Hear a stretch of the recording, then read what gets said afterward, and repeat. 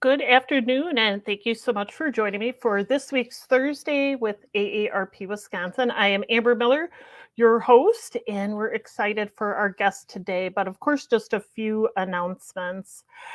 If you are looking for additional information about AARP Wisconsin, whether it's about advocacy, vaccine, upcoming election information, you can go to our website at aarp.org/Wisconsin. Also, please remember the AARP Community Connections Initiative. This is open to people of all ages. You do not need to be an AARP member. There's a couple things on here. One is if you're looking for volunteer opportunities within your local area, or you can actually put volunteer groups together. So if you're looking maybe to do like a neighborhood cleanup or something similar, you can actually put a group together. There's also the AARP Friendly Voice, and this is an initiative that started due to COVID, but you can actually put a request in for yourself or for a loved one to receive a phone call from one of our, AARP trained volunteers, because as we know, it's always nice to hear a voice on the other end. So you could find information about both of those at aarpcommunityconnections.org, or you can call 1-888-281-0145. And even though we are in a virtual world at the moment, we're always looking for great volunteers to join our volunteer team. So if you're interested in learning more about opportunities throughout the state of Wisconsin, or information just on what are the possibilities of being a volunteer, you can go to the website below, which is aarp.org/I want, and then the number 2. So I want to volunteer, or you could go to the AARP Wisconsin website, as volunteer information is there also. So as we know, February is Black History Month, and we are very excited for our next guest. And please note, we'll be taking live questions during the show. So whether you're joining us live on our Facebook.com page or our YouTube page, please feel free to post your questions below, and we're going to get to them throughout the show. So I'd love to introduce you to Dr. Bert Davis, and he is our guest for today. He is the president and CEO of the America's Black Holocaust Museum here in Milwaukee. Hello, Dr. Bert. Hey, Amber, how you doing? I'm doing so well. Thank you so much for joining us today. We're excited to have you. I know there's also some big news about America's Black Holocaust Museum, so we're going to talk about that. But the first question I'd love to kind of ask you is, can you tell us more about the history of America's Black Holocaust Museum, and why was Milwaukee chosen for the location of this? So we are distinguished. So first of all, thank you so much for having me. I'm very honored and privileged to serve as the president and CEO of America's Black Holocaust Museum. We are distinguished because our museum was founded by Dr. James Cameron.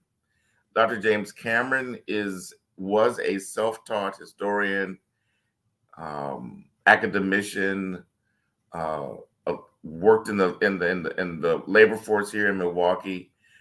Also was very instrumental in setting up several NAACPs throughout the Midwest. But he is the most important distinguishing factor about his life was that at the age of 16, he was asked by two of his adult friends to go for a joyride. And, they were like, look, you need to learn how to drive and blah, blah, blah. They ended up trying to rob someone that he actually knew. And he said, no, I'm not. What do you mean? I know these people. They know my family. My family knows their family. And so he ran. Invariably, one of the male of the group, the duo, it was a male and a female, was shot and subsequently died later that day. So you have heard these stories before of drunken mobs at the middle of the night. The next day, they break into the jail. They actually broke the two adults out and Dr. Cameron, and they hung them. So if you Google just the word lynching in America, this will be one of the most distinguishing pictures that comes up. I chose not to share that picture with you because it is It is actually something that you should prepare yourself for. But he was supposed to be the third. So he literally had a noose around his neck and they were walking him to the tree. And someone in the crowd who was a white person, a white woman, said, "That's little Jimmy Cameron. There's no way he could have had anything to do with this. We know him. We know his family. He shines shoes. He sells apples. He's a good kid." And he was 16. So they spared his life.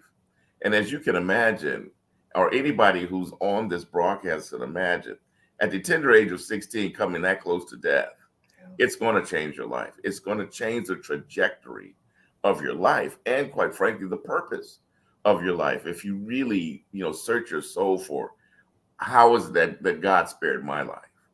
And so that's what happened. And so he's the only person to write a book about his life who survived as a survivor of a lynching. And then he founded the museum here. There were several sources of people who wanted him to move the museum to DC. And he said, "No, I settled here. My family lives here." They actually were coming from Indiana, traveling to Canada, stopped off in Milwaukee and stayed. They weren't trying to live here, but because he felt there was a necessity to have his family here and to have the museum here, that's why it's here. And Dr. Bert, I know there was an original location for the museum, and then it kind of closed for a little bit, and now I know there's a new location. Can you talk a little bit about why maybe the original museum closed and how it's coming back to life? If you could talk a little bit about that. So the original location is pretty much 20 feet north. I mean, our location is about 20 feet north of the original location. So the original location was an old boxing gym that Dr. Cameron leased for, I don't know, I think it was $1 a year or something. You know how these things go with the city. And it really happened because he had all of these artifacts, had all of these materials that were being stored at his home. And, I think his wife probably told him they needed to, we need to declutter. So in 1988, he opened the museum, and the museum, probably was in the early 2000s really began to flourish. But he was well into his 90s when he was 92 when he passed, and the museum closed he passed in 2006. The museum closed in 2008. So the reason the museum closed was because Dr. Cameron wasn't there, who was the driving force. Quite frankly, one of his major donors, Marty Stein, who has been a contributor to just countless nonprofits throughout the state of Wisconsin, he also passed.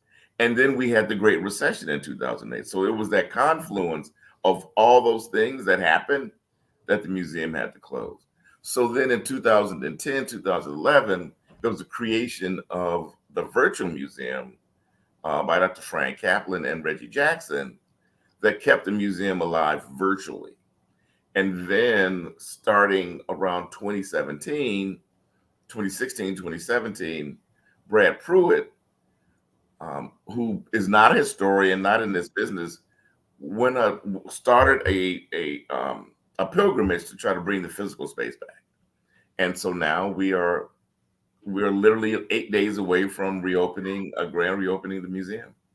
And we do have a picture of Mr. Cameron that we are going to bring up. So yeah, if you could just reference this picture a little bit, Dr. Bert, on the legacy of him. So Dr. Cameron I don't really regret many things in my life at 61 years old.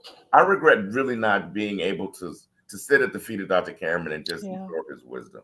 I met him several times, but really never had any serious conversations with him. But because of his life and the trajectory of his life, he was a brilliant man. He was a magnificent storyteller and academician, but he was also very, very witty and funny. But one of the things that I've heard from Congresswoman Gwen Moore and from other historians here, if you crossed him, you paid for it. So, Yeah. it's like he could be the nicest of the nicest people, or if you cross him, then you're in for some trouble. But he was an extraordinary man. And he not only did they ask him to move the museum to DC, but he received threats, death threats, and threats about, why do you think that you have the nerve to have the word and embrace the word Holocaust even? Mm-hmm. And his decision on choosing the word Holocaust was because of a pilgrimage that he and his wife took to Jerusalem and visited the Holocaust Museum there, and was so moved by that he said, that's got to be the name of our museum. If I'm ever able to open a museum, Mm-hmm. that will be our name. And Dr. Burt, we're going to come back to the museum. Of course, February is Black History Month, and can you talk a little bit about like the story of Black History Month and why it's celebrated? Why is it important? So all right. So I'm going to talk about two different things. Okay. The first thing is, so Black History Month was founded. First, it was just Black History Day by Carter G. Woodson, who was a historian, brilliant historian, African American historian. And then it eventually became Black History Week and then Black History Month. It was designed for just what it simply says, and that is recognizing the history of African Americans in the United States and the contributions. We at the museum actually have changed our terminology around Black History Month. We don't actually use the words Black History Month anymore, excuse me. We actually considered February part of a year-long celebration of Blacks in American history. Because just as whites, Blacks, Asians, Latinos, everyone has contributed to the DNA and the fabric of this country. And to just say that we're separating Blacks out as Black history, it's really a misnomer. It's really inaccurate because we are Americans that were brought here and enslaved. We helped to build the fiber and the fabric, the economy of the United States. And so we are going to be celebrating the contributions of African Americans in American history because we're all intertwined. We all are indelibly connected as Americans that have come from all different areas of this entire globe. And so that's how it started with Carter G. Woodson. And this is how we're going to take it forward. And it's not just Black History Month anymore. It's African Americans in American history. Great, thank you so much. So a little bit about the themes when I was doing research on the website of the museum. There's 4 themes to America's Black Holocaust Museum, which is remembrance, resistance, redemption, and reconciliation. Can you talk a little bit more about the significance of those words with regards to the museum? Yes. So the mission of the museum is to create an awareness of the disparities that we're actually still suffering from right now, that were created because of colonialism, because of slavery and Jim Crow, that still kind of permeate our existence right now, right? Whether you look at voters' rights being denied, redlining as it relates to political structures, you name it, still there is a system. And until we really embrace this and tell ourselves that this is the truth, there are a series of systems that were created because of colonialism and slavery, then the perpetuation of Jim Crow, that has led us and keeping us in this situation. The vision of the museum is to create those steps of, you have to have remembrance. So one of the first things we have to come to grips with is the truth. What are the things that are true about our identity in the United States, our history, our collective history? So one of the things that's hardest to find, of course, in life, whether you're white, black, or whatever, is the truth. People always hide the truth because truth is power. Knowledge is power. So as it comes to African Americans in the United States, there's been the omission of truth. There's been the deletion of truth. There's been the augmentation or fragmentation of truth. They just changed information. And they're even trying to, can you imagine even now, they're like burning books, right, in certain states because they don't want children to learn about the history of this country. That's a whole nother discussion. We'd have to have that over a glass of wine.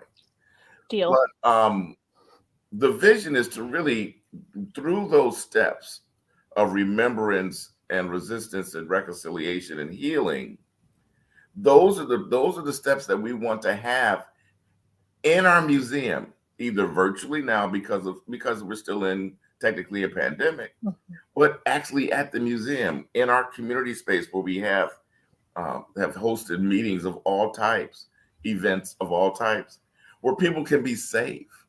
We've had 5 virtual programs, and all of the authors have been African Americans. And over 65% of those programs were attended by white people that are over the age of 50. That means that people now are aware and want to learn more about our history. Now, unfortunately, it's because of Breonna Taylor and George Floyd, those tragedies, those travesties that have piqued people's interest. But these are our collective realities. And so that's why it's important for us to execute those things in succession, because ultimately what we want is healing. And to get to healing, we've got to take those steps. And we've got to be honest, but yet respectful, because people are, this is a very sensitive conversation. And Dr. Bert, we do have a question that came through. Unfortunately, there's some issues with social media, so we can't pull it up. The question is, how can the museum further the education of young people with the current ban on critical race theory? So that's a really good question. So thank you for that question. So let me be very, very clear and candid about this. Critical race theory is not a curriculum that is taught in schools.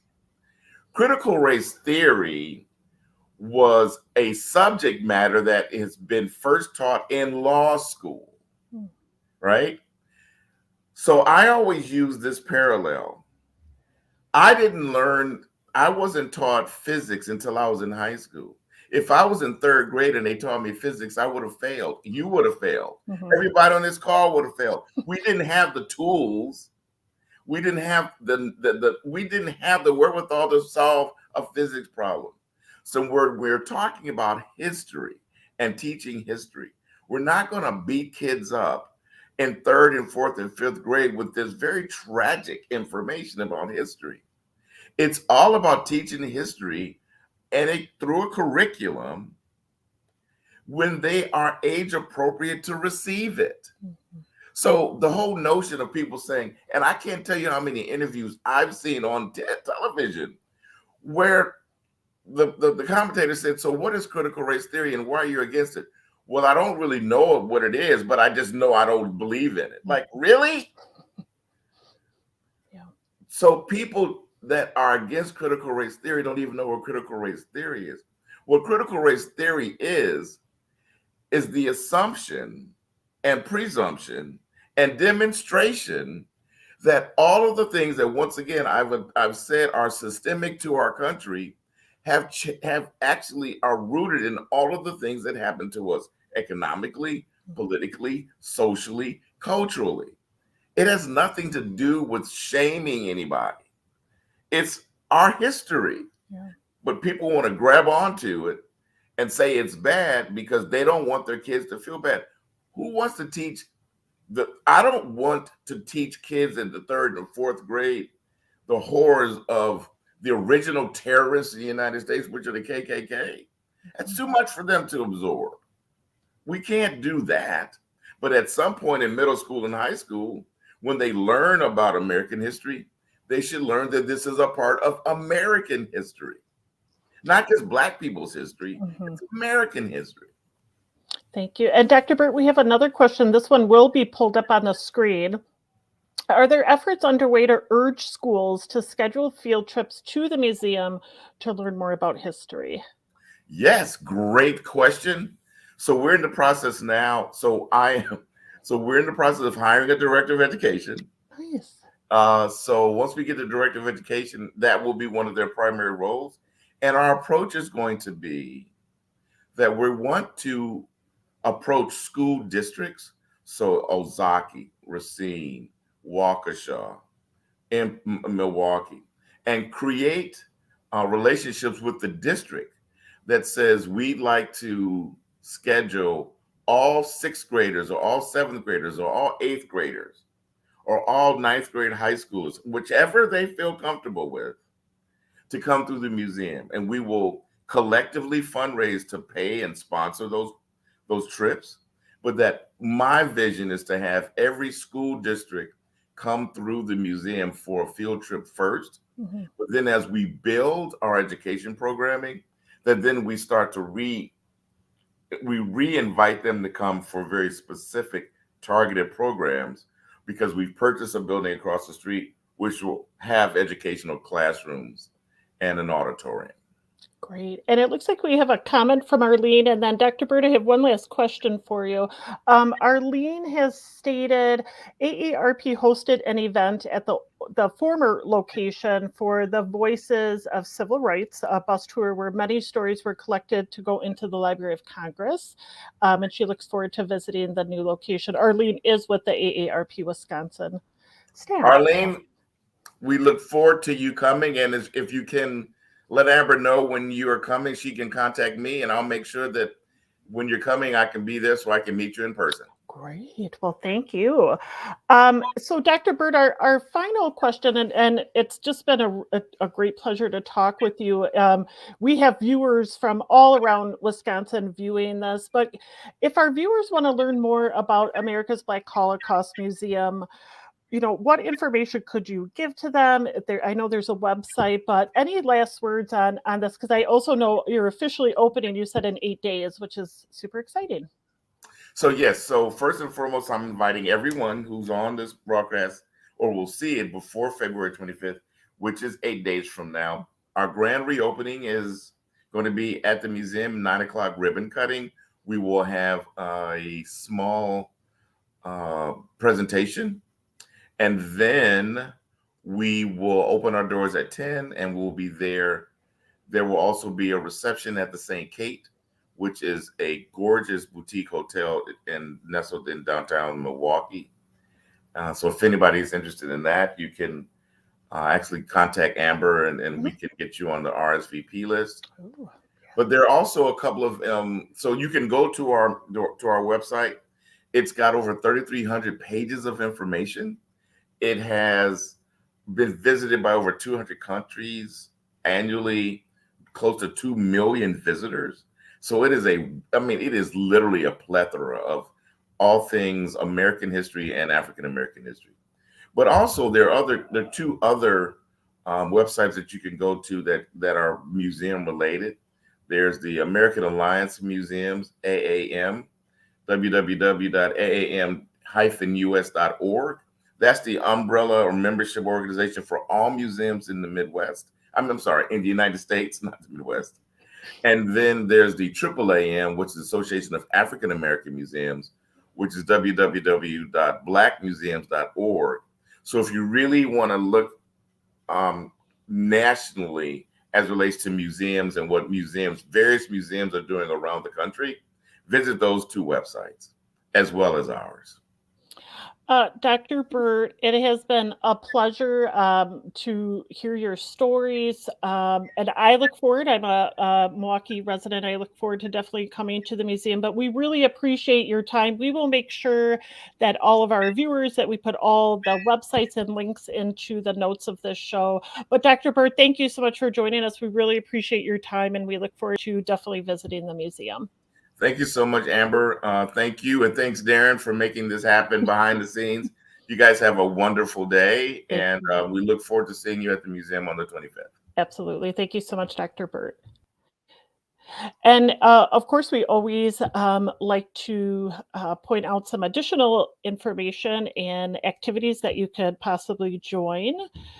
This Friday, tomorrow, the movie Being John Malkovich, you can register for that. Monday, February 1st, the historical significance of the New Orleans Black Mardi Gras.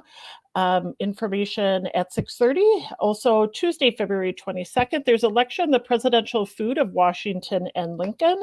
And then Wednesday, the 23rd, our office is working in collaboration with the Milwaukee County Historical Society on the Brew City Black Ball, which is the untold story of Black baseball in Milwaukee. You could register for those events below or call the phone number. Small dollar, big impact. Our application for March will be due the 15th. So if you are a municipality or nonprofit or similar that would like to apply for up to $1,000 grant on innovative, out of the box ideas for your community, we encourage you to go to the website aarp.org/WISDBI, which stands for Small Dollar Big Impact. The application, once again, is due March 15th. For next week's show, we will be joined by Wish of a Lifetime, which is an affiliate program of AARP, to learn more about how you can nominate somebody for a Wish of a Lifetime. So you'll be hearing from them and some additional information on how you can possibly apply for that for either yourself or for your loved one. So we want to thank you so much for joining us. We encourage you to share this video on your social media. And until next week, we hope that you have a safe week and we look forward to seeing you then. Take care.